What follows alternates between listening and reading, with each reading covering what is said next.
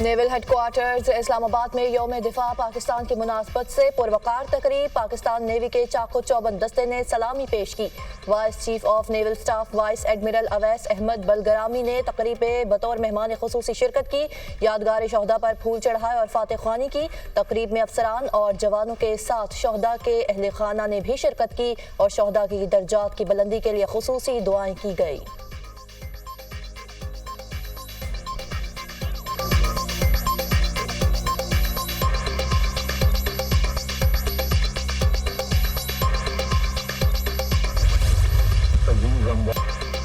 सितंबर पाकिस्तानी कौम के लिए एक काबिल फ़ख्र कौमी दिन। मुल्क भर में आज यौम दिफा मिली जोशो जज्बे से मनाया जा रहा है।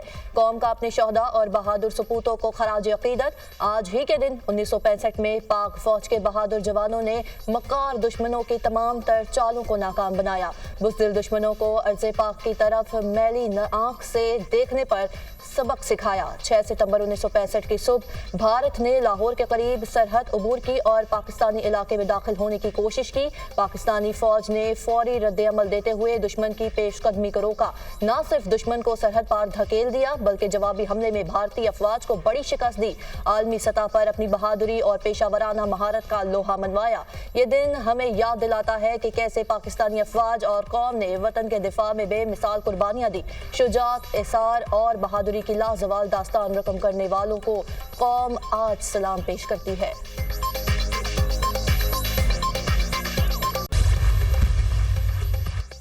यौम दिफा वतन पर सदर पाकिस्तान और वज़ीर आज़म शहबाज शरीफ का गाजियों और शहीदों को सलाम। सदर आसिफ अली जरदारी ने अपने पैगाम में कहा, पाकिस्तान खित्ते में अमन व इस्तेहकाम का ख्वाहा है। हम सब दहशतगर्दी की लानत को खत्म करने के लिए सिक्योरिटी फोर्सेस के साथ है। इदारे भी दहशतगर्दी को शिकस्त देने के लिए पूरी तरह तैयार हैं। वज़ीर आज़म शहबाज शरीफ बोले, पाकिस्तान की तारीख में 6 सितंबर इंतहाई अहमियत का हामिल है। यौम दिफा हमारे दिफा और इस्तक़लाल की अलामत बन चुका है। हमारी अफवाज का हौसला और फर्ज से लगन ही पाकिस्तान की सलामती की बुनियाद है। शहदा की कुर्बानियों की बदौलत हम आज़ाद और खुद मुख्तार मुमलिकत में जिंदगी गुजार रहे हैं। शहदा के जज्बे को अपने दिलों में बसा कर ही पाकिस्तान का तहफ़्फ़ुज़ किया जा सकता है। वज़ीर आज़म शहबाज शरीफ का पैगाम।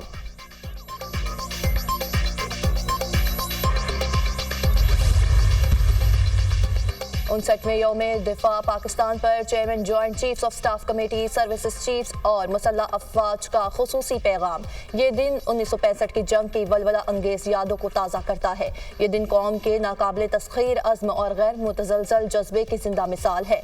हमारे बहादुर जवानों ने ज़बरदस्त मुश्किलात के खिलाफ बहादुरी से मादरे वतन का दिफा किया और दुश्मन के मज़मूम अज़ाइम को नाकाम बनाया। हम अपने बहादुर सिपाहियों की जुर्रत, शुजात और कुर्बानी को खराज तहसीन पेश करते हैं। ये कुर्बानियाँ हमें एक मजबूत, खुशहाल और पुरअमन पाकिस्तान के लिए जिद्दोजहद करने की तरगीब देती है। ISPR।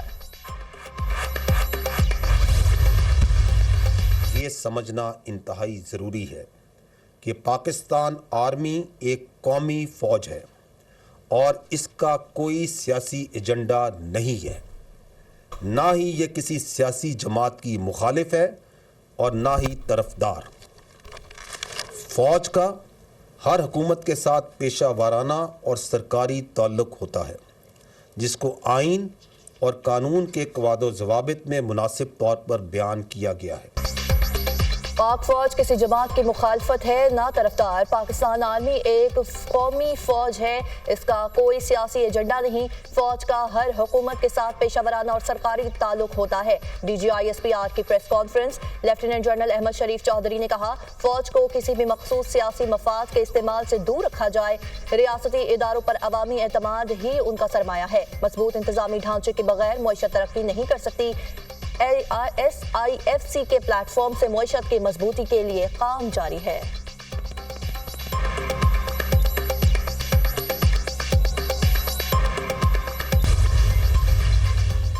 बलोचिस्तान में सिक्योरिटी सूरत हाल, वफाकी हुकूमत के अहम फैसले, पाक फौज, सिविल आर्म्ड फोर्सेज और हुकूमत को खुसूसी इख्तियारात देने का फैसला। ज़रा के मुताबिक सिक्योरिटी फोर्सेज दहशत गर्दी के शोबे में किसी भी मशकूक शख्स को क़ब्ल अज़ वक्त हिरासत में ले सकेगी। कौमी सलामती के लिए खतरात के हामिल अफराद को भी हिरासत में लिया जा सकेगा। वफाकी काबीना ने इंसदाद दहशत गर्दी एक्ट 1997 में तरमीम की मंजूरी दे दी। सेक्शन 11(e) की तरमीम के लिए कानून साजी होगी। सिक्योरिटी फोर्सेज को दहशत गर्दी के खिलाफ मजीद मुअस्सर ऑपरेशन के लिए कानूनी तहफ़्फ़ुज़ मिलेगा। खुफिया अदारों, कानून नाफिज करने वाले अदारों पर मुश्तमिल मुश्तरका तहकीकाती टीमें तश्कील दी जा सकेंगी। JIT जामे तहकीकात करेंगी और दहशत गर्दों के बारे में मालूमात इकट्ठी करेंगी।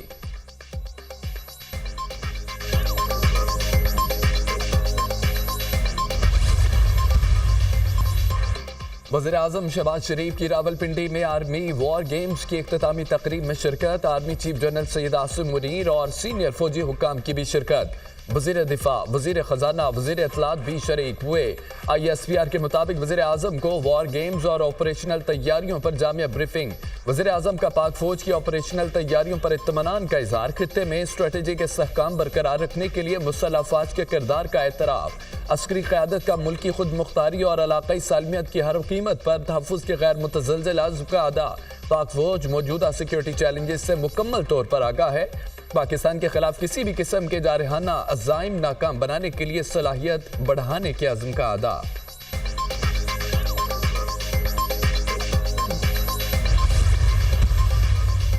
नैब तरमीम का लदम करार देने के खिलाफ अपीलों पर फैसला आज सुनाया जाएगा। सुप्रीम कोर्ट ने कॉज लिस्ट जारी कर दी। कॉज लिस्ट के मुताबिक फैसला सुबह 9:30 बजे सुनाया जाएगा। चीफ जस्टिस काजी फायद ईसा की सरबराही में बेंच फैसला सुनाएगा। सुप्रीम कोर्ट ने 6 जून को फैसला महफूज किया था।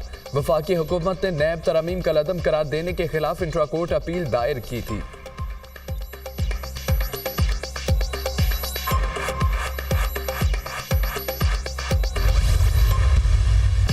वज़ीर आला पंजाब ने अपनी छत अपना घर स्कीम की कुरानंदाजी कर दी। मरियम नवाज कहती हैं कि 15 लाख रुपए का बिलासूद कर्ज मिलेगा। इस स्कीम में कोई सिफारिश नहीं है, कर्ज मेरिट पर मिल रहा है। नवाज शरीफ इस स्कीम पर बहुत खुश है। किस्त कम से कम रखने की कोशिश की है। 15 लाख रुपए कर्ज पर 14,000 रुपए माहाना किस्त अदा करना होगी।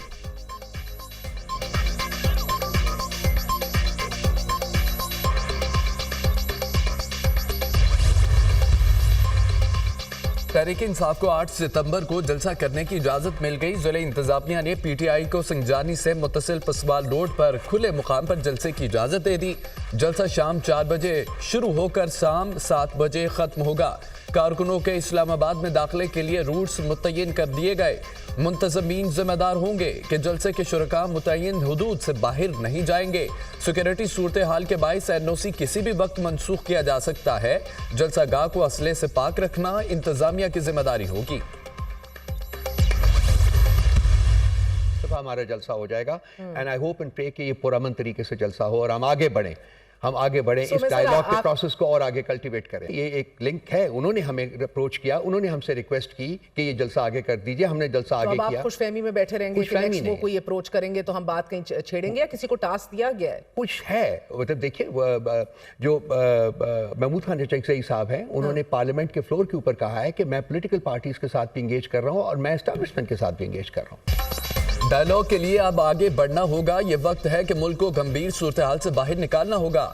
महमूद चकजई का ब्रेक थ्रू हो चुका है। महमूद चकजई ने कहा कि सियासी जमातों और स्टैब्लिशमेंट से भी बात करूंगा। नवाज शरीफ ने कहा कि तहरीक इंसाफ समेत तमाम जमातों से राब्ता करें।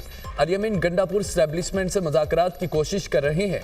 PTI रहमान रऊफ हसन की दुनिया न्यूज़ के प्रोग्राम दुनिया महर बुखारी के साथ में गुफ्तगू। कहा कि अच्छी बात है, एहतसाब की बात हो रही है। अगर एक अदारे में एहतसाब हो रहा है तो खुशाइन बात है। हमें इस बात से कोई खौफ नहीं, कौन एहतसाब की जद में आता है। बानी PTI को मिलिट्री कोर्ट में ले जाना आसान काम नहीं होगा। बानी PTI की हिदायत है कि 8 सितंबर को जलसा करना है।